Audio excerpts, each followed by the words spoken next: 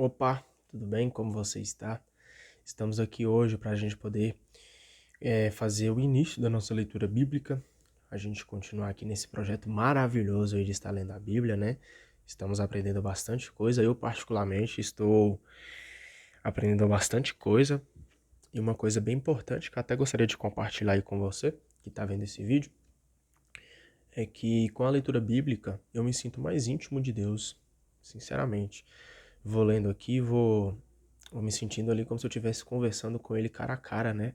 Ele vai me mostrando ali os fatos que aconteceram já na Bíblia, aquilo que ele relatou e aquilo que ele viveu com os seus filhos, né?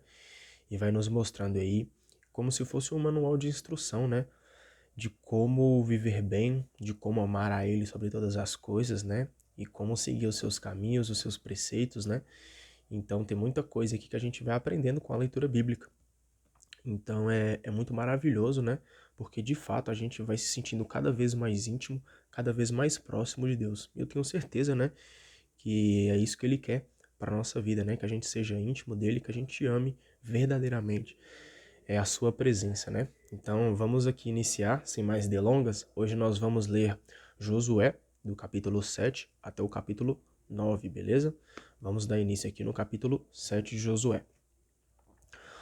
Os israelitas cometeram um ato de infidelidade quanto às coisas consagradas ao extermínio. Lembrando aqui, né, que os filhos de Israel, agora comandado ali por Josué, né, através do Espírito Santo de Deus, estão ali conquistando, né, aos poucos as terras de Canaã.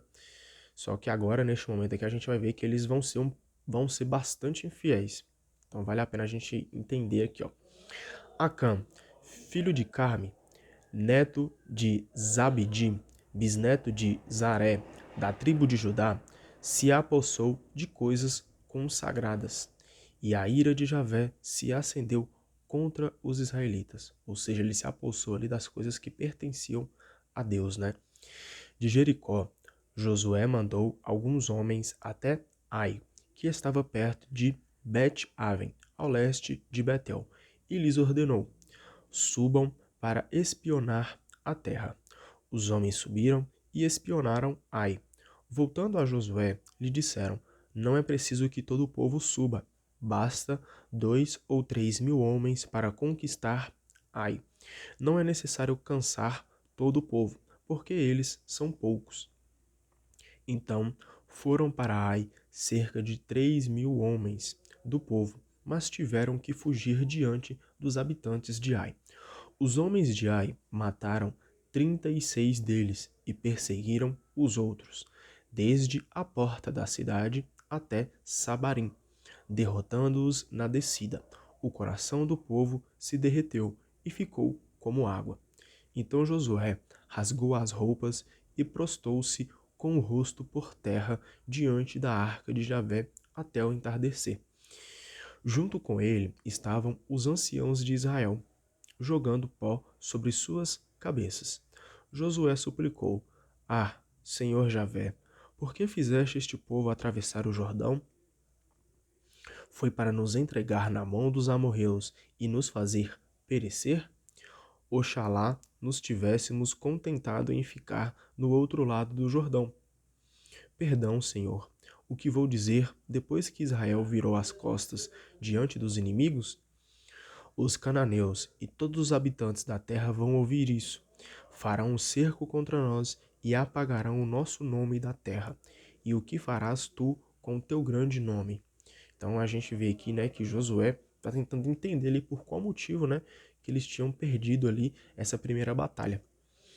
Não a primeira batalha, né, mas por que eles tinham perdido essa batalha ali contra, contra os habitantes de Ai. Javé respondeu a Josué: levante-se. O que você está fazendo aí com o rosto por terra? Israel pecou. Eles violaram a aliança que eu lhes ordenara. Pegaram coisas consagradas ao extermínio. Roubaram e esconderam, colocando-as entre as coisas deles. Então Deus aqui, né, está castigando Israel por ter roubado ali, né, coisas que eram consagradas. Por isso, os israelitas não poderão resistir aos inimigos. Fugirão dos inimigos porque se tornaram consagrados ao extermínio. Não ficarei mais no meio de vocês, se não fizerem desaparecer do meio de vocês o que foi consagrado ao extermínio. Levante-se e purifique o povo, dizendo-lhes: santifiquem-se para amanhã, pois assim diz Javé, o Deus de Israel. Há uma coisa consagrada ao extermínio no meio de você, Israel. E vocês não poderão resistir aos inimigos enquanto não eliminarem do meio de vocês as coisas consagradas ao extermínio. Pela manhã, vocês se aproximarão por tribos. A tribo que Javé indicar por sorte se aproximará por clãs. O clã que Javé indicar por sorte se aproximará por famílias. A família que Javé indicar por sorte se aproximará por pessoas. Quem for indicado por sorte como responsável pela coisa consagrada ao extermínio será queimado com tudo o que possui, porque violou a aliança de Javé e cometeu uma infâmia em Israel. Josué levantou-se de madrugada e fez Israel aproximar-se por tribos, e a sorte caiu sobre a tribo de Judá. Fazendo os clãs de Judá se aproximar, a sorte caiu sobre o clã de Zaré. Fazendo o clã de Zaré se aproximar por famílias, a sorte caiu sobre a família de Zabide. Fazendo a família de Zabide aproximar-se, pessoa por pessoa, a sorte caiu sobre Acã, filho de Carme, neto de Zabidi, bisneto de Zaré, da tribo de Judá. Então a gente vai vendo aqui, né, que passou de pessoa a pessoa, tribo por tribo, até chegar naquele que cometeu o erro, né? Então Josué disse a Acã: meu filho, dê glória a Javé, Deus de Israel, e apresente-lhe a sua confissão. Conte-me o que foi que você fez e não me esconda nada. Acã respondeu a Javé. Acã respondeu a Josué: é verdade, eu pequei contra Javé, Deus de Israel. Pois fiz o seguinte: entre os despojos vi uma capa babilônica muito bonita, 200 moedas de prata e uma barra de ouro que pesava meio quilo, que eu os cobicei e peguei. Estão escondidos no chão, no meio da minha tenda, com a prata por baixo. Olha que interessante aqui, né? Se a gente fazer uma pequena comparação, esse pecado aqui, né? A forma de agir, apesar de os pecados serem diferentes, mas a forma de agir ali dos pecadores, né? São um pouco parecidas. A gente comparar aqui a história de Acã, que pecou, né? Que ele pegou ali uma capa babilônica que era cheia de ouro, que pesava meio quilo de prata e tudo mais. Perdão, 200 moedas de prata, né? Então a gente percebe ali o que ele fez. Ele viu aquela capa, né, bonita, chamou a atenção aos seus olhos, ele cobiçou e a pegou para ele.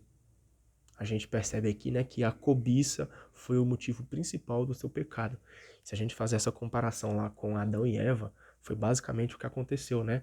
Eva viu ali o fruto do mal, ela viu, os seus olhos cobiçaram, ela queria tomar posse daquela coisa para ela, e ela foi lá e fez e pegou e cometeu o pecado.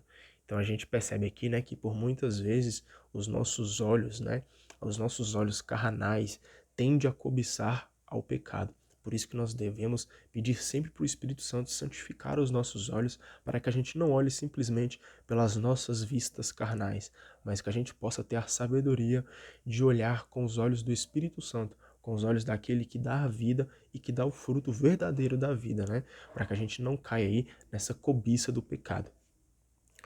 Josué mandou alguns que foram correndo à tenda, e tudo estava aí escondido com a prata por baixo.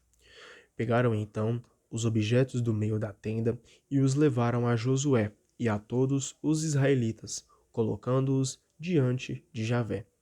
Josué então pegou Acã, bisneto de Zaré, com a prata, a capa e a barra de ouro, bem como seus filhos e filhas, seus bois, jumentos e ovelhas, sua tenda e tudo o que possuía. Em companhia a todo Israel, fez que subissem ao vale de Acor. E Josué lhe disse: você nos desgraçou. Por isso, hoje mesmo Javé desgraçará você. Então todo Israel apedrejou Acã, e depois de apedrejá-lo, o queimaram. Em seguida, levantaram sobre ele um montão de pedras, que permanece até o dia de hoje. Foi assim que Javé aplacou o furor de sua ira. Por isso, esse lugar se chamava Vale de Acor, até o dia de hoje. Deixa eu só tomar uma água aqui para a gente entrar no capítulo 8, tá? Já vai se preparando aí. Beba sua água também, tá?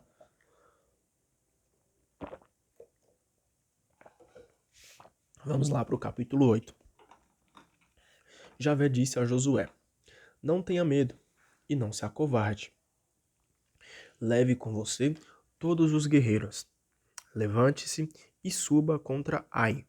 Veja, eu estou entregando em suas mãos o rei de Ai, junto com o povo, a cidade e as terras dele. Faça com Ai e o seu rei como você fez com Jericó e o seu rei. Vocês poderão pegar para si os despojos e o gado. Preparem uma emboscada contra a cidade, por trás dela. Então aqui, né, Deus está ali criando uma estratégia para que eles possam, né, se apossar de mais uma terra. Josué e os guerreiros se prepararam para atacar Ai. Josué escolheu 30.000 guerreiros valentes e os enviou durante a noite, ordenando: Atenção! Preparem uma emboscada atrás da cidade. Não se distanciem muito da cidade e fiquem de prontidão. Eu e o meu pessoal nos aproximaremos da cidade e quando eles saírem ao nosso encontro como da primeira vez, nós vamos fugir deles e eles vão nos perseguir. Assim, os atrairemos para longe da cidade, pois pensarão: estão fugindo de nós como da primeira vez. Então, vocês sairão da emboscada e se apossarão da cidade. Javé, seu Deus, entregará a cidade nas mãos de vocês. Depois de tomar a cidade, vocês a incendiarão, agindo de acordo com a palavra de Javé. Vejam que isso é uma ordem. Josué os enviou e eles foram se colocar no lugar da emboscada, entre Betel e Ai, ao oeste de Ai. Entretanto, Josué passou a noite no meio do povo. No dia seguinte, levantou-se de madrugada e passou revista ao povo. Depois, junto com os anciãos de Israel, subiu contra Ai à frente do povo. Todos os guerreiros que ficaram com ele subiram também e foram se aproximando bem na frente da cidade e acamparam ao norte de Ai. Entre eles e Ai havia um vale. Josué havia tomado cerca de 5.000 homens e os colocara de emboscada entre Betel e Ai, ao oeste da cidade. O povo ficou no acampamento maior ao norte da cidade e a emboscada ao oeste da cidade. Nessa noite, Josué foi até o meio do vale. Quando o rei de Ai viu isso, ele e todo o povo da cidade se levantaram depressa e saíram para ir ao encontro de Israel e dar combate na descida. Diante do deserto, o rei, porém, não sabia que havia uma emboscada contra ele, atrás da cidade. Josué e todo Israel, fingindo-se derrotados, fugiram pelo caminho do deserto. Todo o povo da cidade saiu gritando e perseguindo os israelitas. Ao perseguir Josué, eles se afastaram da cidade.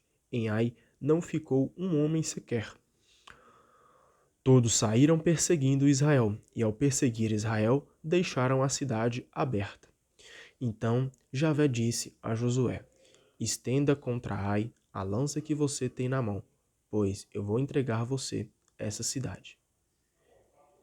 E Josué estendeu contra a cidade a lança que tinha na mão.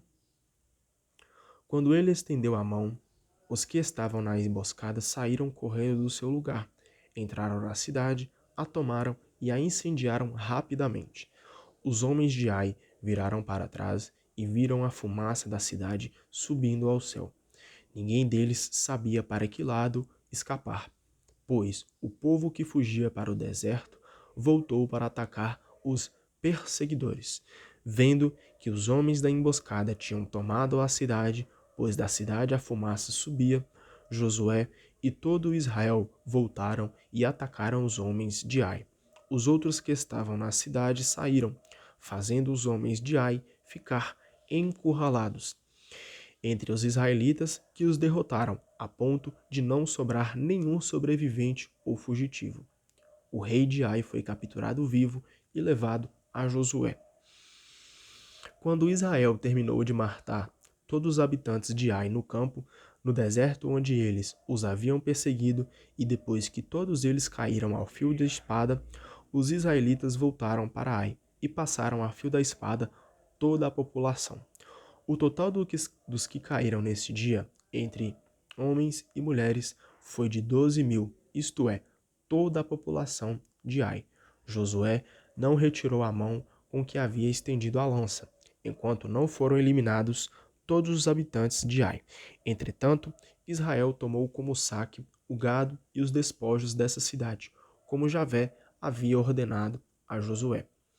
Josué incendiou Ai e a reduziu para sempre a um monte de ruínas, que permanece até o dia de hoje. Quanto ao rei de Ai, mandou pendurá-lo numa árvore até o entardecer.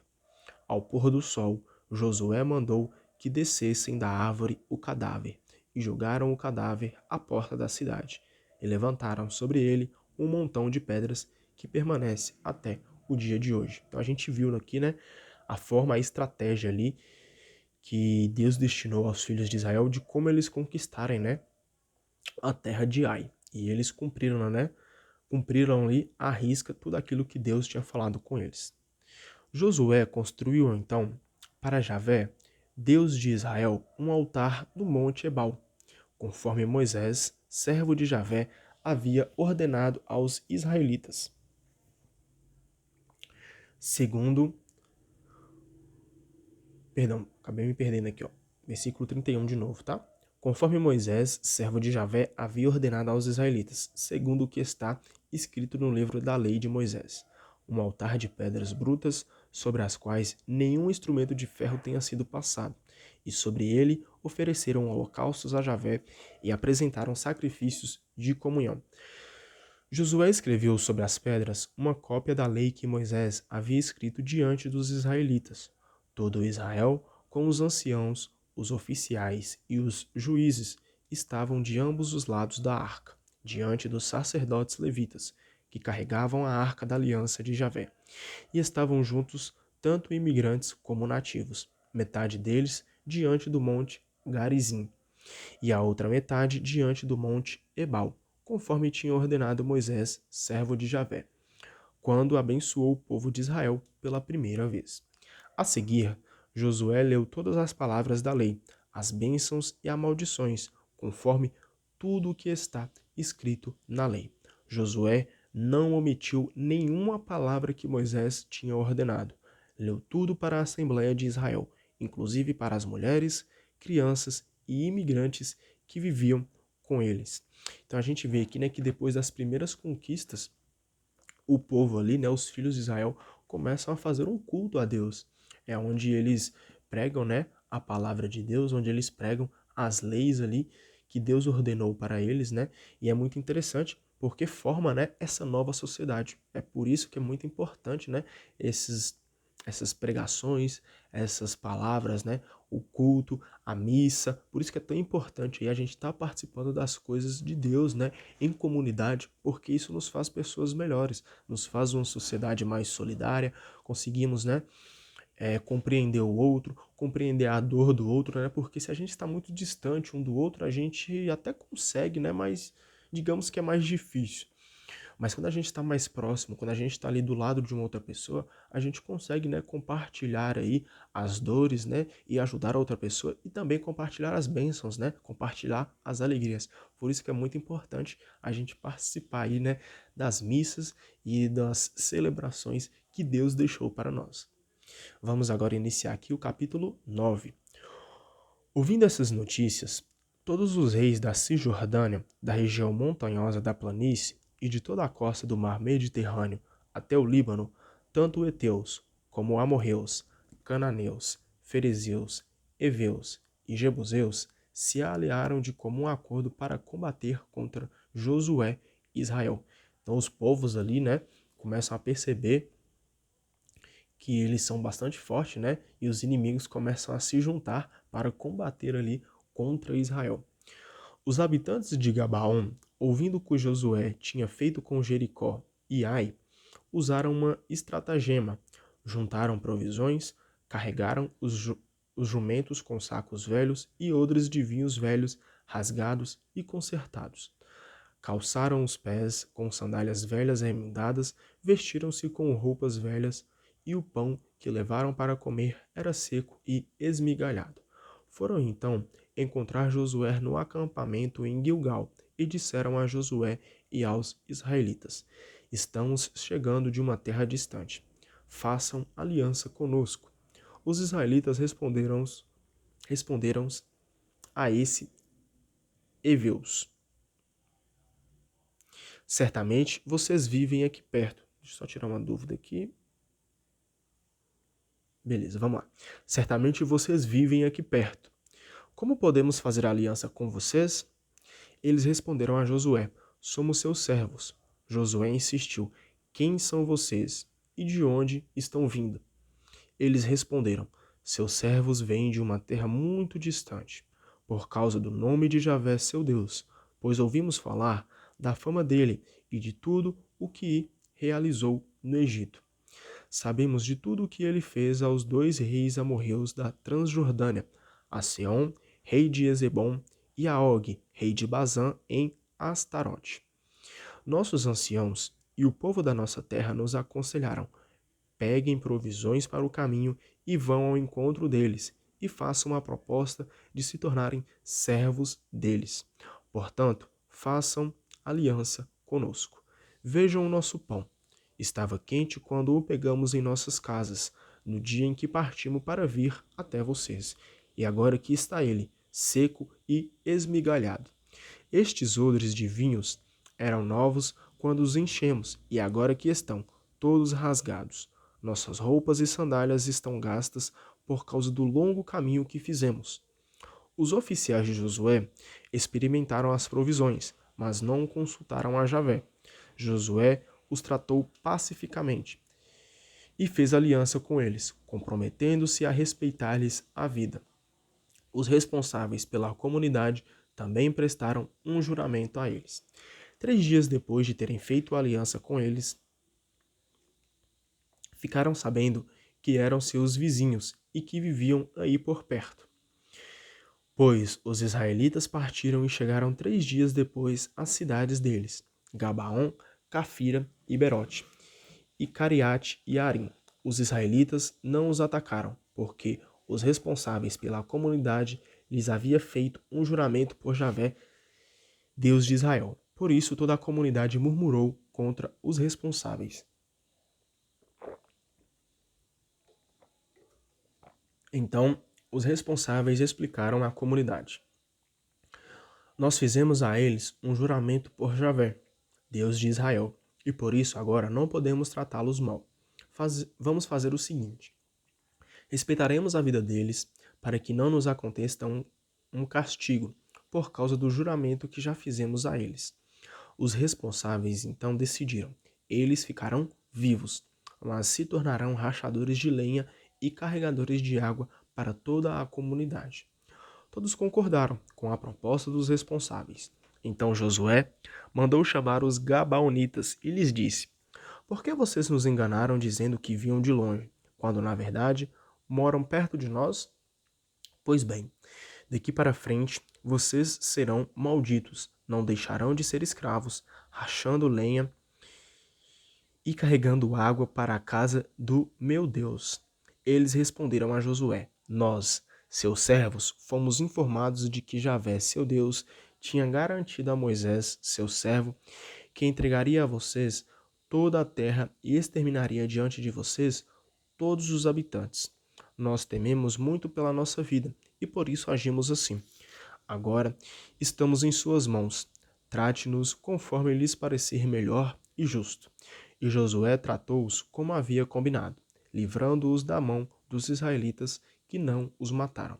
Nesse dia, Josué os colocou como rachadores de lenha e carregadores de água a serviço da comunidade e do altar de Javé, no lugar escolhido por Javé até o dia de hoje. Eu destaquei aqui uma breve explicação dessa passagem porque eu fiquei com algumas dúvidas. Então eu destaquei aqui a explicação que a Bíblia trouxe sobre essa passagem. É bom a gente dar uma lida para a gente entender um pouquinho melhor o que esse capítulo 9, né, do versículo 3 a 27 está querendo dizer. Seguinte, Gabaon, situada numa colina e bem fortificada, era um ponto estratégico próximo a Jerusalém.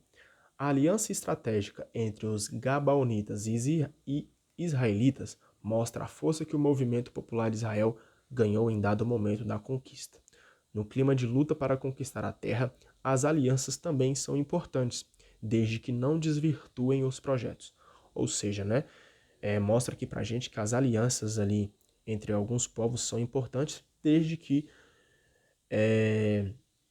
não esteja desconectado aí com o projeto de Deus. Beleza? Então a gente finaliza aqui hoje, né? Ah, uma coisa importante, eu acabei esquecendo de comentar no início, cara. Hoje é o dia 50 que a gente tá lendo a Bíblia. Olha pra você ver, é uma conquista aí, né? É algo marcante aí, poxa, 50 dias aí que a gente, todos os dias ali lendo a Bíblia, então é algo assim fenomenal. Que nós estamos nesse projeto aí, a gente sabe, né? De ler a Bíblia durante um ano são 365 dias. Então 50 dias ali vamos dizer ali que é o início da caminhada, né? Estamos aí apenas no início. Mas graças a Deus, estamos aqui firmes e fortes, com saúde. Deus tem me dado muita saúde para continuar esse projeto. Então vamos aí continuar firmes e fortes, né? Para a gente conseguir bater essa meta juntos com o Espírito Santo de Deus, beleza? Amanhã eu te espero aqui para a gente poder dar continuidade nesse projeto tão maravilhoso que é de ler a Bíblia completa em um ano, beleza? Deus abençoe você. Até mais.